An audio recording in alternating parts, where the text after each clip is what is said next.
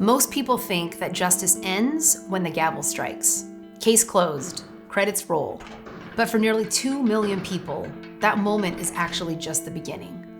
There's a hidden story that we rarely tell. What happens after the gavel strikes? What happens to the people that are cast away, locked up, and left behind? Some were just teenagers when they stood before a judge, sentenced before their brains had fully developed. And others, they're now grandparents, writing letters to the grandchildren that they've never held.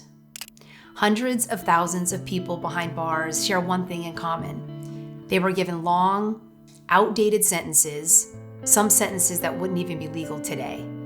And there's no legal or moral justification for them to remain behind bars. When I was 23 is when I got caught with a gun again and got a 25 to life sentence.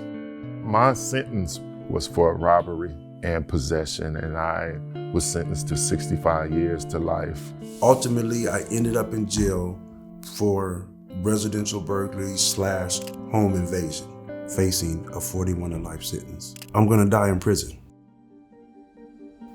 And these aren't just numbers, these are people.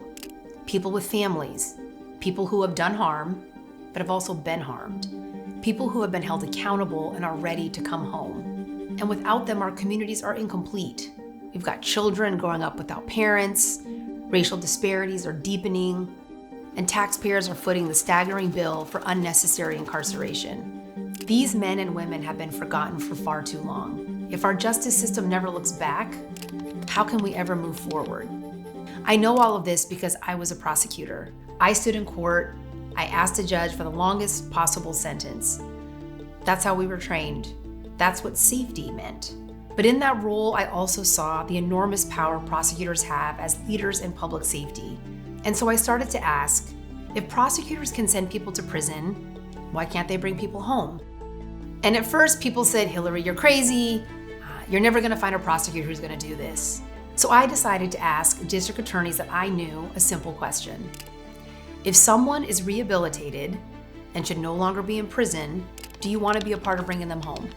Every single prosecutor I asked said yes. And that is how For the People was born. In 2019, we passed a groundbreaking law, the first in the country, giving prosecutors the power to bring cases back to court and re-sentence people in the interest of justice.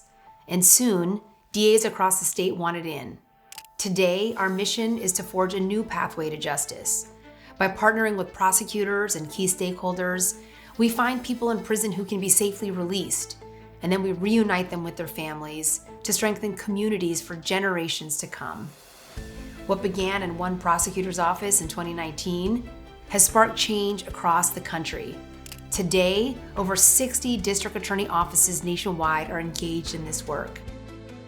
We traveled the country, we answered questions, we confronted challenges. We began to rewrite justice. And that's why we push for new legislation, ensuring that there's more pathways for people to come home.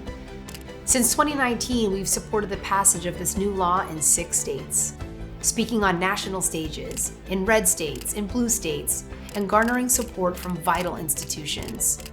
But we don't stop there. We partner with DAs and their team to reevaluate these old sentences, helping them navigate a new way of thinking about justice. And in doing so, together, we're making sure that no one is unnecessarily behind bars. And when people do return home from prison, we walk alongside them. Because this grant of freedom is just the beginning of their journey towards upward mobility, towards family reunification, towards lasting stability. And the most important measure of success is that over 1,000 people have been resentenced nationwide. And with California prisons costing more than $130,000 per person per year, we're talking hundreds of millions of dollars in taxpayer savings that could be reinvested back into our schools, into our parks, into our communities. We know the devastating impacts of incarceration on Black and brown people in this country, and our work is directly confronting this. 75% of those resentenced are Black and brown people. But beyond the numbers, the real impact is in every single person who has come home. And when they come home, they are coming home for good. We do this work for the people. Together, we can unlock potential, opportunity, economic mobility. We can unlock tomorrow for the thousands and thousands of people behind bars, but we can't do it alone. So join us and be a part of unlocking someone's tomorrow.